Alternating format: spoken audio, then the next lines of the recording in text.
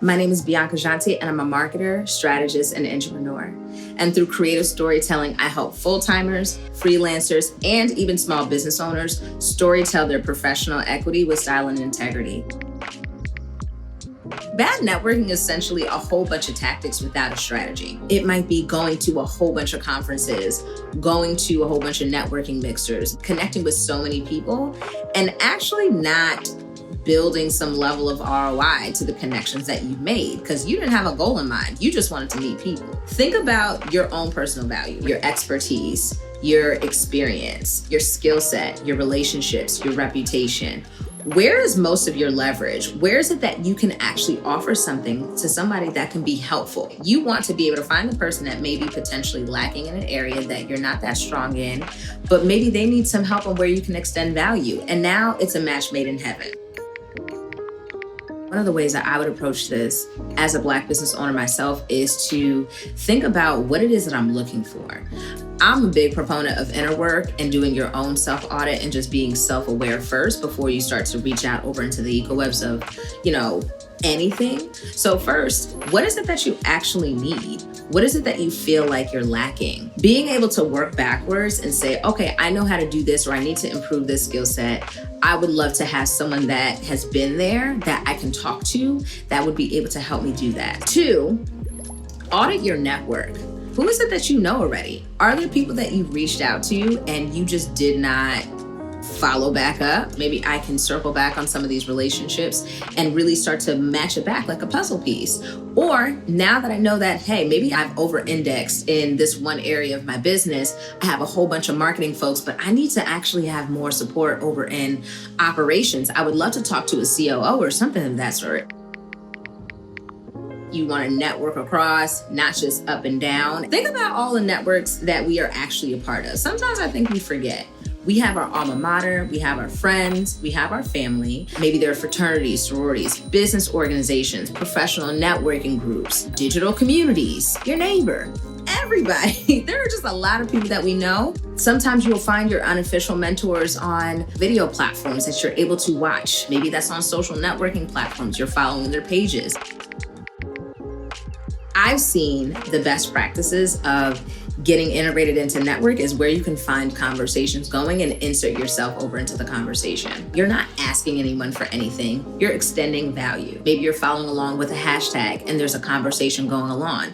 You sharing your thoughts on that might get a couple retweets. Another piece of it is thinking about it from digital communities. Everyone is able to teach you something you don't know and you vice versa. So maybe these are magazines that have now launched a digital community, or maybe these are ERGs at your company. Maybe these are webinars. You jumping on the webinar, hearing one or two things that a person may have said over on a panel, follow up with them, shoot them a note and say, hi, you were on this webinar and you shared this one insight that stuck with me. Thank you so much for sharing that. I have more thoughts, and I actually saw this article or I saw this conversation that maybe might be relevant to you.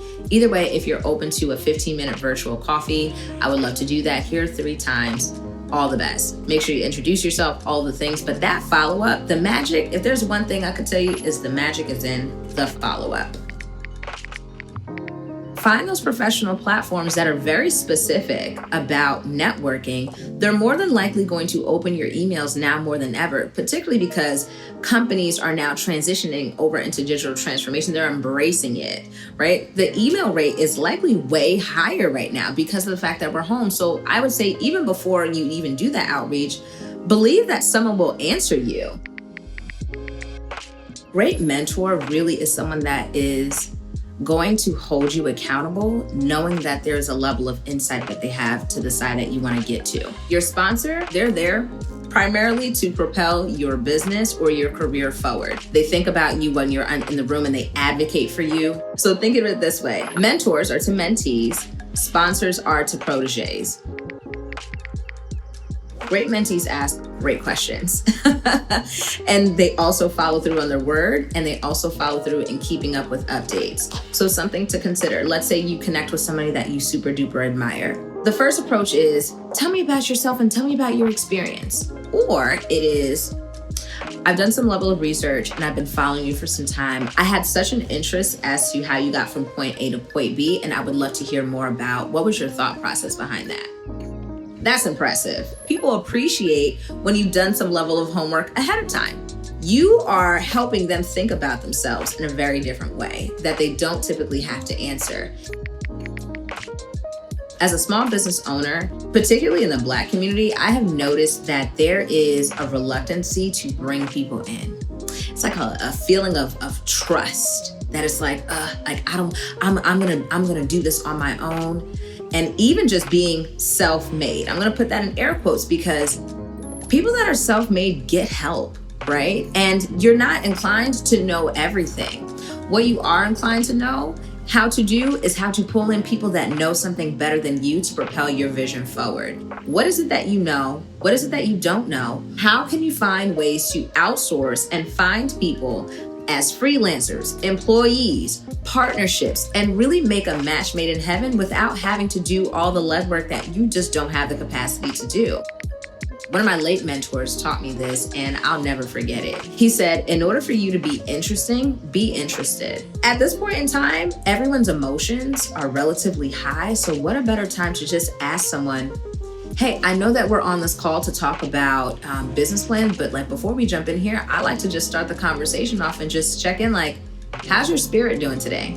That's where people will feel the most human, they'll feel the most connected with you, is that you care about them.